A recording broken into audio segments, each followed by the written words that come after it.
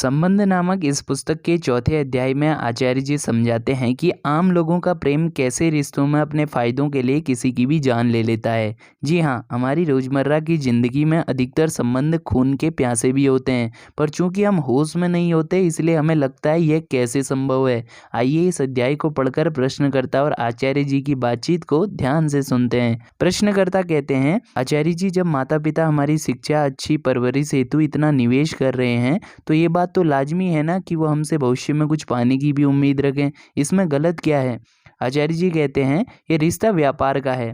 प्रश्नकर्ता कहते हैं, पर सर जीवन तो ऐसे ही चलता है ना। फिर आचार्य जी कहते हैं, पर अगर रिश्ता ही इस बात पर आधारित है कि मैंने तुम पर इतना लगाया और अब वसूली का समय आ गया है, तो साफ है ये प्रेम का रिश्ता नहीं हो सकता, ये व्यापार है। हमने पहले भी इस बात को स्पष्ट किया है कि जहाँ प्रेम है वहाँ कुछ लेने की अपेक्षा नहीं की जाती।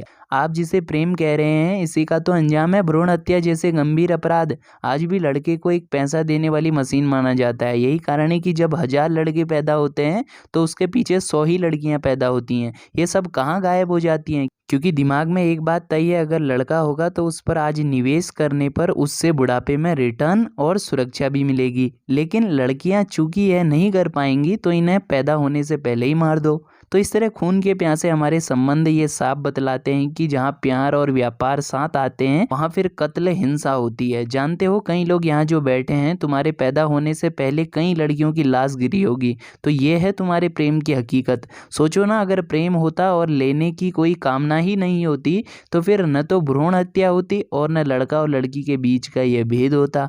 पर यह सब होता है क्योंकि प्रेम ही नहीं है, सिर्फ व्यापार है। और ये घटनाएं जो आपको बता रहा हूँ सदियों पुरानी नहीं है, आज भी गांवों कस्बों में खूब देखने को मिल जाएंगी।